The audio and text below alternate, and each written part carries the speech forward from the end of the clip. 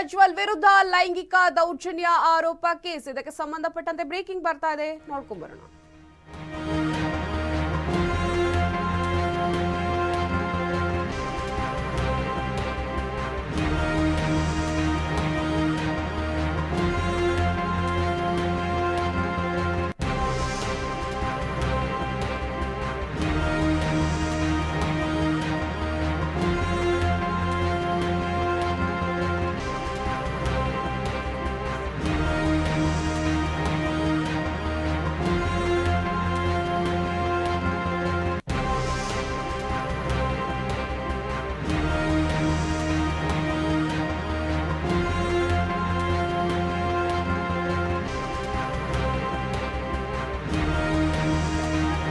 ಲೈಂಗಿಕ ದೌರ್ಜನ್ಯ ಆರೋಪ ಕೇಸ್ ಇಂದಿನಿಂದ ತನಿಖೆ ಚುರುಕುಗೊಳಿಸಲಿದೆ ಎಸ್ಐಟಿ.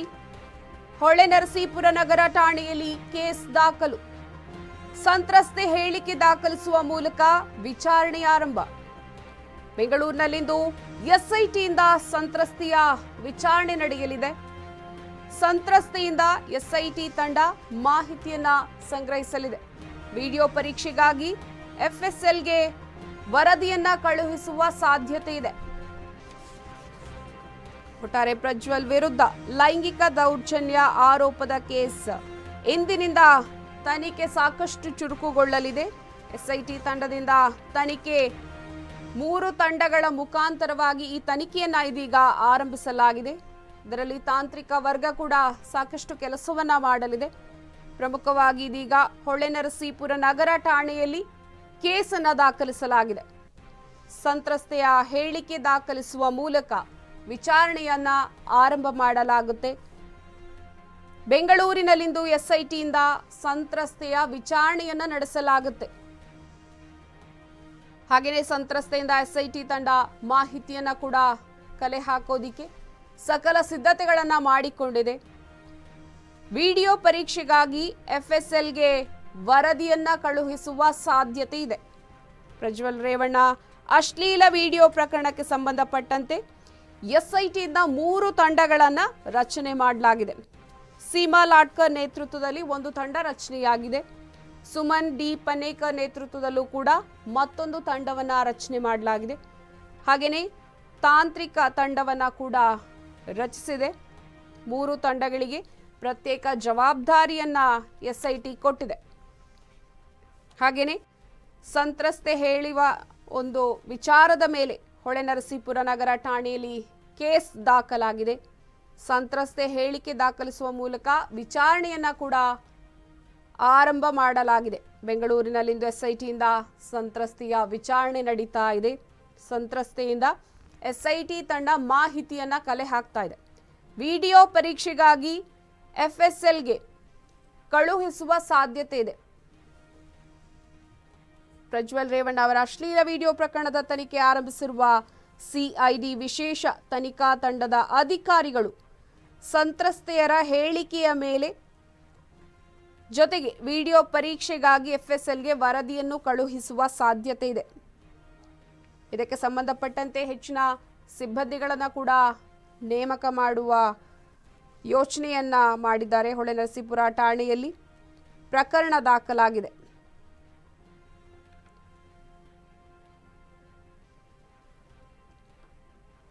ಹೊಳೆನರಸೀಪುರ ಠಾಣೆಯಲ್ಲಿ ಈ ವಿಚಾರಕ್ಕೆ ಸಂಬಂಧಪಟ್ಟಂತೆ ಮತ್ತಷ್ಟು ಪ್ರಕರಣಗಳು ದಾಖಲಾಗಿವೆ.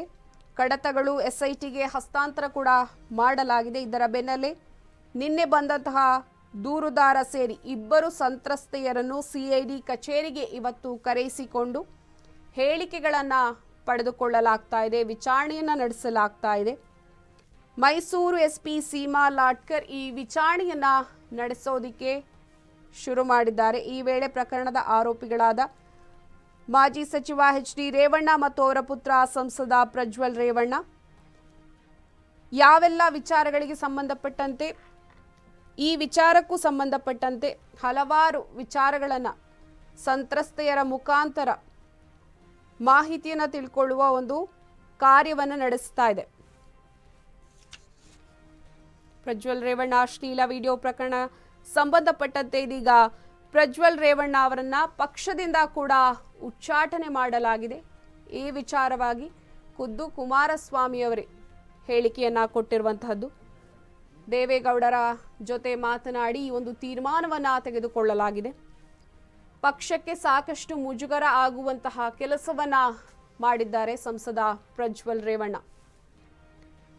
ಹಾಗೇನೇ ಇದಕ್ಕೆ ಸಂಬಂಧಪಟ್ಟಂತೆ ಜೆಡಿಎಸ್ ಕೋರ್ ಕಮಿಟಿ ಸಭೆಯನ್ನ ಕೂಡ ನಡೆಸಿದೆ. ಜಿಟಿಡಿ ನೇತೃತ್ವದಲ್ಲಿ ಸಾಕಷ್ಟು ನಿರ್ಧಾರಗಳನ್ನು ತೆಗೆದುಕೊಳ್ಳಲಾಗಿದೆ. ಪ್ರಜ್ವಲ್ ಪ್ರಕರಣದಿಂದ ಪಕ್ಷಕ್ಕೆ ದೊಡ್ಡ ಮಟ್ಟದಲ್ಲಿ ಮುಜುಗರ ಅನುಭವಿಸುವಂತಹ ಒಂದು ಪರಿಸ್ಥಿತಿ ಎದುರಾಗಿದೆ. ಶಿಸ್ತು ಕ್ರಮಕ್ಕೆ ಪಕ್ಷದ ಶಾಸಕರುಗಳಿಂದ ಒತ್ತಾಯ ಕೂಡ ಬರ್ತಾ ಇದೆ.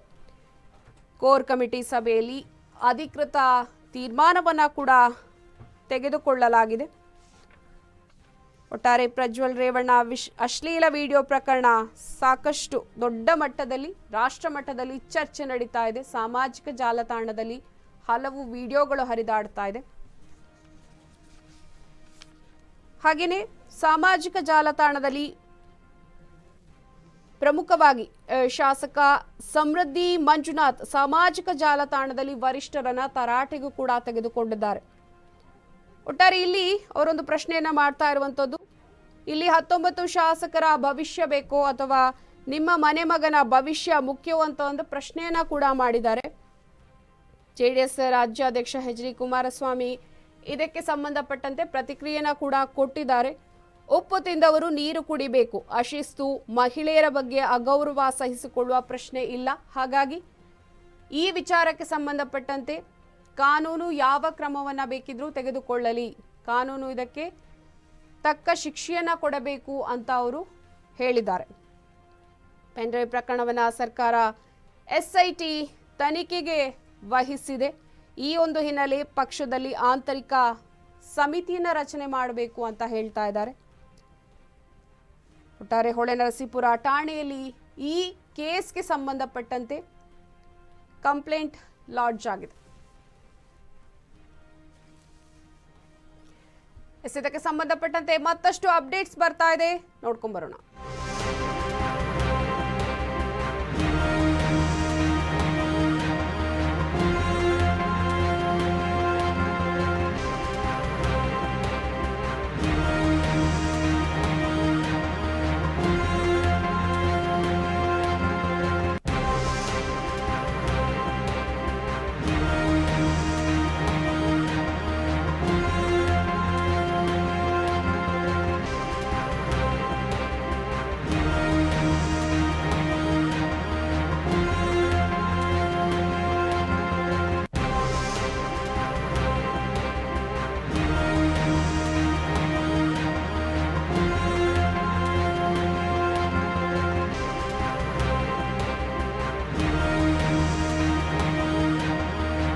ಸಂಸದ ಪ್ರಜ್ವಲ್ ರೇವಣ್ಣ ಪೆನ್ಡ್ರೈವ್ ಪ್ರಕರಣದ ತನಿಖೆಗಾಗಿ ವಿಶೇಷ ತಂಡ ರಚನೆ. ಸಿಐಡಿಯ 18 ಸಿಬ್ಬಂದಿ SITಗೆ ನೇಮಿಸಿ ಆದೇಶವನ್ನು ಹೊರಡಿಸಲಾಗಿದೆ. ರಾಜ್ಯದ ವಿವಿಧ ಜಿಲ್ಲೆಯಲ್ಲಿ ಪರಿಣಿತರ ತಂಡ ರಚನೆ ಕೂಡ ಮಾಡಲಾಗಿದೆ. ಇಂದು SIT ವಿಶೇಷ ತಂಡದಿಂದ ಸಭೆಯನ್ನ ಕೂಡ ನಡೆಸಲಾಗುತ್ತೆ. CID ಕಚೇರಿಯಲ್ಲಿ ಸಭೆಯನ್ನ ನಡೆಸಲಿದ್ದಾರೆ. ಈ ತಂಡದ ಜೊತೆ ಎಲ್ಲ 18 ಅಧಿಕಾರಿ ಹಾಗೆ ಸಿಬ್ಬಂದಿಗಳಿಗೆ ಸೂಚನೆಯನ್ನ ಕೊಡಲಾಗಿದೆ. ಸಭೆಗೆ ಹಾಜರಾಗುವಂತೆ SIT 18 ಅಧಿಕಾರಿ ಹಾಗೆ ಸಿಬ್ಬಂದಿಗೆ ಸೂಚನೆಯನ್ನ ಕೂಡ ಕೊಟ್ಟಿದ್ದಾರೆ. ಸಂಸದ ಪ್ರಜ್ವಲ್ ರೇವಣ್ಣ ಪೆನ್ ಡ್ರೈವ್ ಪ್ರಕರಣ ರಾಷ್ಟ್ರ ಮಟ್ಟದಲ್ಲಿ ಚರ್ಚೆ ಆಗ್ತಾ ಇದೆ. ಪ್ರಕರಣದ ತನಿಖೆಗಾಗಿ ವಿಶೇಷ ತಂಡವನ್ನ ಇದೀಗ ರಚನೆ ಕೂಡ ಮಾಡಲಾಗಿದೆ. ಹಾಗೆಯೇ CIDಯ 18 ಸಿಬ್ಬಂದಿಗಳನ್ನು SITಗೆ ನೇಮಿಸಿ ಆದೇಶವನ್ನ ಕೂಡ ಹೊರಡಿಸಲಾಗಿದೆ. ರಾಜ್ಯದ ವಿವಿಧ ಜಿಲ್ಲೆಯಲ್ಲಿ ಪರಿಣಿತರ ತಂಡವನ್ನ ಕೂಡ ಇದಕ್ಕೆ ಸಂಬಂಧಪಟ್ಟಂತೆ ಈಗ ರಚನೆ ಮಾಡಲಾಗಿದೆ. ಇಂದು SIT ವಿಶೇಷ ತಂಡದಿಂದ ಸಭೆ ಕೂಡ ನಡೆಸಲಿದ್ದಾರೆ. CID ಕಚೇರಿಯಲ್ಲಿ ಈ ತಂಡದ ಜೊತೆ ಸಭೆಯನ್ನ ನಡೆಸ್ತಾರೆ, ಮಹತ್ವದ ನಿರ್ಧಾರಗಳನ್ನ ತೆಗೆದುಕೊಳ್ತಾರೆ. ಈ ಒಂದು ಸಭೆಯಲ್ಲಿ 18 ಅಧಿಕಾರಿಗಳು ಭಾಗಿಯಾಗ್ತಾರೆ. ಜೊತೆಗೆ ಸಿಬ್ಬಂದಿಗೂ ಕೂಡ ಹಲವು ಸೂಚನೆಗಳನ್ನ ಇಲ್ಲಿ ಕೊಡಲಾಗುತ್ತೆ. ಪ್ರಮುಖವಾಗಿ ಇಲ್ಲಿ ಸಭೆಗೆ ಹಾಜರಾಗುವಂತೆ ಸೂಚನೆಯನ್ನ ಹೊರಡಿಸಲಾಗಿದೆ. ಸಂಸದ ಪ್ರಜ್ವಲ್ ರೇವಣ್ಣ ಅಶ್ಲೀಲ ವಿಡಿಯೋ ಪ್ರಕರಣ ಸಂಬಂಧ SIT ಅಧಿಕಾರಿಗಳ ಕೈ ಸೇರಿದೆ. ಒಟ್ಟು 40 ಜಿಬಿಯ ಪೆನ್ ಡ್ರೈವ್ಗಳನ್ನು ಅಧಿಕಾರಿಗಳೀಗ ವಶಕ್ಕೆ ಪಡೆದುಕೊಂಡಿದ್ದಾರೆ. ಈ ಪೈಕಿ 32 ಜಿಬಿ ಮತ್ತು 8 ಜಿಬಿ 2 ಪೆನ್ ಡ್ರೈವ್ಗಳು ವಶಕ್ಕೆ ಪಡೆದಿರುವಂತಹ ಅಧಿಕಾರಿಗಳು ಸತ್ಯಾಸತ್ಯತೆ ಪರಿಶೀಲನೆಯನ್ನ ನಡೆಸೋದಿಕ್ಕೆ ಶುರು ಮಾಡಿದ್ದಾರೆ. 3 ತಂಡಗಳು ರಚನೆಯಾಗಿದೆ.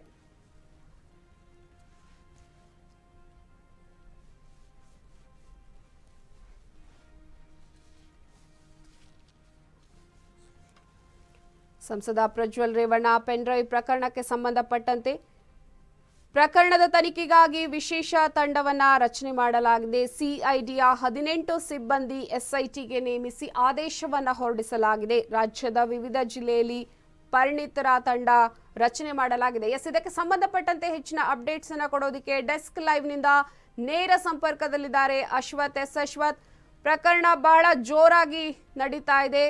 ಪ್ರಕರಣಕ್ಕೆ ಸಂಬಂಧಪಟ್ಟಂತೆ ತನಿಖೆಯನ್ನ ನಡೆಸೋದಿಕ್ಕೆ ಎಸ್ಐಟಿ ಸಿಬ್ಬಂದಿಗಳು ರೆಡಿಯಾಗಿದ್ದಾರೆ. ಏನಿದೊಂದು ಅಪ್ಡೇಟ್ಸ್? ಖಂಡಿತ ಪಲ್ಲವಿ, ಈಗಾಗಲೇ ಏನಂತಂದರೆ ಪ್ರಜ್ವಲ್ ರೇವಣ್ಣ ಅವರ ಅಶ್ಲೀಲ ವಿಡಿಯೋಗೆ ಸಂಬಂಧಪಟ್ಟಂತೆ ರಾಜ್ಯ ಸರ್ಕಾರ ತುಂಬ ಗಂಭೀರವಾಗಿ ತೆಗೆದುಕೊಂಡಿರುವಂಥದ್ದು. ಈ ಒಂದು ಪ್ರಕರಣವನ್ನು ಈಗ SIT ಅಂದರೆ ಸ್ಪೆಷಲ್ ಇನ್ವೆಸ್ಟಿಗೇಷನ್ ಟೀಮ್ ಅಂತೇಳಿ ಆ ಒಂದು ಟೀಮನ್ನು ಈಗ ರೆಡಿ ಮಾಡಿಕೊಂಡು ಈ ಒಂದು ಪ್ರಕರಣವನ್ನು ಭೇದಿಸುವಂಥ ಒಂದು ಕೆಲಸಕ್ಕೆ ಈಗ BK ಸಿಂಗ್ ಅವರು ADGP ರ್ಯಾಂಕಲ್ಲಿರುವಂತಹ ADGP ಆಗಿರುವಂತಹ BK ಸಿಂಗ್ ಅವರ ನೇತೃತ್ವದಲ್ಲಿ ಸುಮಾರು 18ಕ್ಕೂ ಹೆಚ್ಚು ಜನರನ್ನು ಈ ಒಂದು ತನಿಖೆಗೆ ಈ ಒಂದು ಪ್ರಕರಣವನ್ನು ತನಿಖೆ ಮಾಡಲಿಕ್ಕೆ ಈಗ ಸರ್ಕಾರ ನಿಯೋಜನೆ ಮಾಡಿರುವಂಥದ್ದು. ಸೊ ಹಾಗಾಗಿ ಈ ಒಂದು ಪ್ರಕರಣ ಈಗ BK ಸಿಂಗ್ ಅವರ ಹೆಗಲ ಮೇಲೆ ಇರುವಂತಹದ್ದು.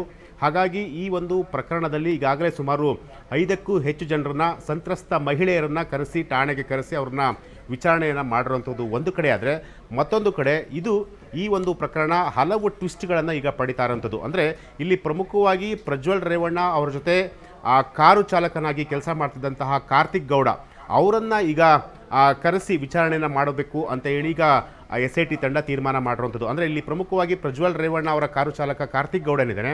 ಆತ ಈಗ ಒಂದು ಸ್ಟೇಟ್ಮೆಂಟನ್ನು ಒಂದು ವಿಡಿಯೋವನ್ನು ಹರಿಬಿಟ್ಟಿರುವಂಥದ್ದು. ಅಂದರೆ ನಾನು ಪ್ರಜ್ವಲ್ ರೇವಣ್ಣ ಅವ್ರ ಜೊತೆ ಸುಮಾರು 15 ವರ್ಷಗಳ ಕಾಲ ಕಾರು ಚಾಲಕನಾಗಿ ಅವರ ಬಳಿ ನಾನು ಕೆಲಸ ಮಾಡ್ತಾಯಿದ್ದೆ. ಸೊ ಅವರ ಬಳಿ ಕೆಲಸ ಮಾಡುವಂತಹ ಸಂದರ್ಭದಲ್ಲಿ ಅವರ ಬಳಿ ಇದ್ದಂತಹ ವಿಡಿಯೋಗಳನ್ನು ನಾನೇ ಎಲ್ಲವನ್ನೂ ಕೂಡ ಶೇಖರಿಸಿಟ್ಟಿದ್ದೆ ಒಂದು ಪೆನ್ ಡ್ರೈವಲ್ಲಿ. ಅದನ್ನು ನಾನು BJP ಮುಖಂಡರಾಗಿರುವಂತಹ ಜವರಾಯೇಗೌಡರು ಅವರಿಗೆ ನಾನು ಅದನ್ನು ಕೊಟ್ಟೆ. ಅದಾದ ನಂತರ ಆ ಒಂದು ವಿಡಿಯೋನ ಈಗ ಅವರು ಲೀಕ್ ಮಾಡಿರುವಂಥದ್ದು. ಅದಕ್ಕೂ ನನಗೂ ಯಾವುದೇ ರೀತಿಯಾದಂಥ ಸಂಬಂಧ ಇಲ್ಲ ಅಂತ ಹೇಳಿ ಒಂದು ಸ್ಟೇಟ್ಮೆಂಟನ್ನು ಕೊಟ್ಟಿರೋದು. ಜೊತೆಗೆ ನಾನು SIT ಅಧಿಕಾರಿಗಳ ಮುಂದೆ ನಾನು ತನಿಖೆಗೆ ಹಾಜರಾಗ್ತೀನಿ ಅಂತೇಳಿ ಒಂದು ಸ್ಟೇಟ್ಮೆಂಟನ್ನು ಕೊಟ್ಟಿರುವಂತಹ ಒಂದು ವಿಡಿಯೋ ಈಗ ಸೋಷಿಯಲ್ ಮೀಡಿಯಾದಲ್ಲಿ ಹರಿದಾಡ್ತಿರುವಂಥದ್ದು. ಸೊ ಹಾಗಾಗಿ ಈಗ ಸದ್ಯಕ್ಕೆ ಏನು ಕಾರ್ತಿಕ್ ಗೌಡರನ್ನು ಈಗ SIT ಅಧಿಕಾರಿಗಳು ವಿಚಾರಣೆಯನ್ನು ಮಾಡ್ತಾರೆ. ಅಂದರೆ ಯಾವ ಕಾರಣಕ್ಕೋಸ್ಕರ ಅಂದರೆ ಆ ರೀತಿಯಾದಂತಹ ವಿಡಿಯೋಗಳನ್ನು ನೀವು ಶೇಖರಿಸಿಟ್ಟಿದ್ರಿ ಅನ್ನೋ ಒಂದು ಆ ಒಂದು ವಿಚಾರದ ಬಗ್ಗೆ ಈಗ ತನಿಖೆಯನ್ನು ಕೂಡ ಮಾಡ್ತಾರೆ ಅಂಥದ್ದು. ಜೊತೆಗೇನಂತಂದರೆ ಏನು ಸಂತ್ರಸ್ತ ಮಹಿಳೆಯರಿಂದಲೇ ಸಂತ್ರಸ್ತ ಮಹಿಳೆಯರಿಂದಲೂ ಕೂಡ ಈಗ ಸ್ಟೇಟ್ಮೆಂಟನ್ನು ಈಗ ಪಡೆದುಕೊಂಡಿರುವಂಥದ್ದು. ಅಂದರೆ ಇಲ್ಲಿ ಪ್ರಮುಖವಾಗಿ ಸಂತ್ರಸ್ತ ಮಹಿಳೆಯರು ಏನು ಪ್ರಜ್ವಲ್ ರೇವಣ್ಣ ಅವರು ಯಾವ ರೀತಿ ಅವರ ಮೇಲೆ ಇಂಪ್ಯಾಕ್ಟ್ ಮಾಡಿದ್ರು, ಅಂದರೆ ಯಾವ ರೀತಿ ಅವರನ್ನು ಅಂದರೆ ಅಂತಹ ಒಂದು ವಿಚಾರಗಳಿಗೆ ಹೇಗೆ ಕರೆದಿದ್ರು ಮತ್ತು ಏನೆಲ್ಲ ಪ್ಲ್ಯಾನನ್ನು ಮಾಡಿಕೊಂಡಿದ್ರು ಅನ್ನೋ ಒಂದಷ್ಟು ಸ್ಟೇಟ್ಮೆಂಟನ್ನು ಈಗ ಸಂತ್ರಸ್ತ ಮಹಿಳೆಯರಿಂದಲೂ ಕೂಡ ಅವರು ಪೊಲೀಸ್ ಅಧಿಕಾರಿಗಳು ಈಗ ಪಡೆಯುವಂಥ ಒಂದು ಕೆಲಸವನ್ನು ಈಗ ಮಾಡ್ತಾರಂಥದ್ದು. ಆದರೆ ಇಲ್ಲಿ ಪ್ರಮುಖವಾಗಿ ಈ ಒಂದು ಪ್ರಕರಣ ಇದೆಯೋ ಈ ಒಂದು ಪ್ರಕರಣ ಈಗ ಕಂಪ್ಲೀಟಾಗಿ ಒಂದು ರಾಜಕೀಯ ಟ್ವಿಸ್ಟನ್ನು ಕೂಡ ಪಡಿತಾ ಇರೋಂಥದ್ದು. ಅಂದರೆ ಈಗಾಗಲೇ ಏನು ಕುಮಾರಸ್ವಾಮಿಯವರು ಅಂದರೆ ಈಗ ನೇರವಾಗಿ ಮಹಾನಾಯಕ ಅನ್ನೋ ಒಂದು ಹೆಸರನ್ನು ಕೂಡ ಪ್ರಸ್ತಾಪ ಮಾಡಿರುವಂಥದ್ದು. ಅಂದರೆ ಈ ಒಂದು ಪ್ರಕರಣದಲ್ಲಿ DK ಶಿವಕುಮಾರ್ ಅವರ ಕೈವಾಡ ಇದೆ ಅಂತಂತೇಳಿ ಈಗ ನೇರವಾಗಿ ಕುಮಾರಸ್ವಾಮಿಯವರು DK ಶಿವಕುಮಾರ್ ಅವರ ಮೇಲೆ ನೇರವಾಗಿ ಆರೋಪವನ್ನು ಕೂಡ ಮಾಡ್ತಾ ಇರೋಂಥದ್ದು. ಸೊ ಹಾಗಾಗಿ ಈಗ ಇದು ಕಂಪ್ಲೀಟಾಗಿ ರಾಜಕೀಯ ತಿರುವನ್ನು ಪಡಿತಾ ಇರೋಂಥದ್ದು. ಜೊತೆಗೆ ಯೂತ್ ಕಾಂಗ್ರೆಸ್ನ ಏನು ಕಾರ್ಯಕರ್ತರು ಕೂಡ BJP ಕಚೇರಿಯ ಮುಂದೆ ಏನು ಒಂದು ಪ್ರತಿಭಟನೆಯನ್ನು ಮಾಡ್ತಾ ಇದ್ದಾರೆ. ಅಂದರೆ ಪ್ರಜ್ವಲ್ ರೇವಣ್ಣ ಅವ್ರನ್ನ ಇಮಿಡಿಯೇಟ್ಲಿ ನೀವು ಬಂಧನ ಮಾಡಬೇಕು ಅಂತ ಹೇಳಿ BJP ಕಚೇರಿಯ ಮುಂದೆ ಒಂದು ಪ್ರತಿಭಟನೆಯನ್ನು ಕೂಡ ಮಾಡ್ತಾ ಇರ್ತದ್ದು. ಜೊತೆಗೇನಂತಂದರೆ ಅಮಿತ್ ಶಾ ಕೂಡ ಈಗ ನೇರವಾಗಿ ಕಾಂಗ್ರೆಸ್ ಸರ್ಕಾರದ ಮೇಲೆ ವಾಗ್ದಾಳಿಯನ್ನು ಮಾಡಿರೋದು. ಅಂದರೆ ರಾಜ್ಯದಲ್ಲಿ ಇರುವಂತಹ ಸರ್ಕಾರ ನಮ್ಮದಲ್ಲ, ಕಾಂಗ್ರೆಸ್ ಸರ್ಕಾರ ಯಾಕೆ ಆರೋಪಿಯನ್ನು ಬಿಡ್ತು ಅನ್ನೋ ಒಂದು ಪ್ರಶ್ನೆಯನ್ನು ಈಗ ಅಮಿತ್ ಶಾ ಕೂಡ ಮಾಡಿರುವಂಥದ್ದು. ಸೊ ಹಾಗಾಗಿ ಇದು ಈಗ ರಾಜಕೀಯ ತಿರುವನ್ನು ಕೂಡ ಪಡಿತಾ ಇರೋಂಥದ್ದು. ಸೊ ಹಾಗಾಗಿ ಈ ಎಲ್ಲ ವಿಚಾರಗಳನ್ನು ದೇವೇಗೌಡರು ಕೂಡ ತುಂಬ ಸೂಕ್ಷ್ಮವಾಗಿ ಗಮನಿಸ್ತಾ ಹೋಗ್ತಾ ಇದ್ದಾರೆ. ಯಾಕೆಂತಂದರೆ ಈ ಒಂದು ವಿಚಾರದಲ್ಲಿ ದೇವೇಗೌಡರವರ ಸ್ಟೇಟ್ಮೆಂಟ್ ಕೂಡ ಬಹಳ ಮುಖ್ಯ ಆಗಿರುತ್ತೆ. ಯಾಕೆಂತಂದರೆ ಇವತ್ತು ಇಡೀ ರಾಜ್ಯಾದ್ಯಂತ ಹಲ್ಚಲ್ ಸುದ್ದಿ ಆಗಿರುವಂತಹ ಒಂದು ಇಶ್ಯೂ ಏನಾರು ಇತ್ತು ಅಂತಂದರೆ ಅದು ದೇವೇಗೌಡರ ಕುಟುಂಬದ ಕುಡಿ ಅಂದರೆ ಪ್ರಜ್ವಲ್ ರೇವಣ್ಣ ಅವರ ಒಂದು ವಿಚಾರ. ಸೊ ಹಾಗಾಗಿ ಈ ಒಂದು ವಿಚಾರಕ್ಕೆ ಸಂಬಂಧಪಟ್ಟಂತೆ ದೇವೇಗೌಡರು ಯಾವ ರೀತಿಯಾದಂಥ ಒಂದು ಸ್ಟ್ಯಾಂಡನ್ನು ತೆಗೆದುಕೊಳ್ತಾರೆ ಅನ್ನೋದು ಕೂಡ ಕಾದುನೋಡಬೇಕಾಗಿದೆ. ಜೊತೆಗೇನಂತಂದರೆ ಒಂದಷ್ಟು JDSನ ಶಾಸಕರು ಕೂಡ ಪ್ರಜ್ವಲ್ ರೇವಣ್ಣ ಅವರನ್ನು ಉಚ್ಚಾಟನೆಯನ್ನು ಮಾಡಬೇಕು ಅಂತೇಳಿ ಈಗಾಗಲೇ ಏನು ಕುಮಾರಸ್ವಾಮಿ ಅವರಿಗೆ ನೇರವಾಗಿ ಪತ್ರವನ್ನು ಕೂಡ ಬರೆದಿರುವಂಥದ್ದು. ಸೊ ಹಾಗಾಗಿ ಈಗ ಉಚ್ಚಾಟನೆಯನ್ನು ಮಾಡಬೇಕು ಅಂತೇಳಿ ಕುಮಾರಸ್ವಾಮಿ ಅವರು ಕೂಡ ಒಂದು ತೀರ್ಮಾನವನ್ನು ಕೂಡ ತೆಗೆದುಕೊಂಡಿರೋದು. ಸೊ ಹಾಗಾಗಿ ಸದ್ಯಕ್ಕೆ ಅದೇ ರೀತಿ ನಾವೀಗ ನೋಡೋದಾದ್ರೆ ಕಾಂಗ್ರೆಸ್ ಪಕ್ಷ ಮತ್ತೊಂದು ಕಡೆ ಬಿಜೆಪಿ ಪಕ್ಷದ ಕಡೆ ಬೊಟ್ಟು ಮಾಡ್ತಾ ಇದೆ. ಬಿಜೆಪಿ ಪಕ್ಷ ಇದಕ್ಕೆ ಪ್ರತ್ಯುತ್ತರ ಅಂದ್ರೆ ತಕ್ಕ ಉತ್ತರವನ್ನ ಕೊಡಬೇಕು ಅಂತ ಹೇಳ್ತಾ ಇರುವಂತದ್ದು. ಇದರ ಬಗ್ಗೆ ಹೇಳೋದಾದ್ರೆ ಖಂಡಿತ, ಯಾಕೆಂತಂದರೆ ಇಂತಹ ಒಂದು ವಿಚಾರ ಬಂದಂತಹ ಸಂದರ್ಭದಲ್ಲಿ ಬಿಜೆಪಿಯ ಮೈತ್ರಿ ಅಭ್ಯರ್ಥಿಯಾಗಿ ಗುರುತಿಸಿಕೊಂಡಂತಹ ವ್ಯಕ್ತಿ ಪ್ರಜ್ವಲ್ ರೇವಣ್ಣ. ಸೊ ಹಾಗಾಗಿ ಕಾಂಗ್ರೆಸ್ ಆಬ್ವಿಯಸ್ಲಿ ಈ ಒಂದು ಸಂದರ್ಭದಲ್ಲಿ ಬಿಜೆಪಿಯವರ ಮೇಲೆ ಅಲಿಗೇಷನ್ ಮಾಡೋದು ಅಂತ ಸಹಜ. ಯಾಕೆಂತಂದರೆ ಎಲ್ಲೋ ಒಂದು ಕಡೆ ಬಿಜೆಪಿ ಅಧಿಕಾರಿ ಅಥವಾ ಬಿಜೆಪಿ ಮುಖಂಡರುಗಳು, ಬಿಜೆಪಿ ಶಾಸಕರಾಗಿರ್ಬೋದು, ಬಿಜೆಪಿ ಸಂಸದರಾಗಿರ್ಬೋದು, ಯಾರೂ ಕೂಡ ಪ್ರಜ್ವಲ್ ರೇವಣ್ಣ ಅವರ ವಿಚಾರಕ್ಕೆ ಸಂಬಂಧಪಟ್ಟಂತೆ ಎಲ್ಲೂ ಕೂಡ ರಿಯಾಕ್ಟ್ ಮಾಡ್ತಿಲ್ಲ. ಅಂದರೆ ಅವ್ರನ್ನ ಎಲ್ಲೋ ಒಂದು ಕಡೆ ಅವ್ರನ್ನ ಸೇಫ್ ಮಾಡುವಂತಹ ಒಂದು ಕೆಲಸವನ್ನು ಬಿಜೆಪಿ ಮುಖಂಡರುಗಳು ಕೂಡ ಮಾಡ್ತಾ ಇದ್ದಾರೆ ಅಂತೇಳಿ ಈಗ ಕಾಂಗ್ರೆಸ್ ಪಕ್ಷದ ಮುಖಂಡರುಗಳು ಆರೋಪವನ್ನು ಕೂಡ ಮಾಡ್ತಾ ಇರೋದು.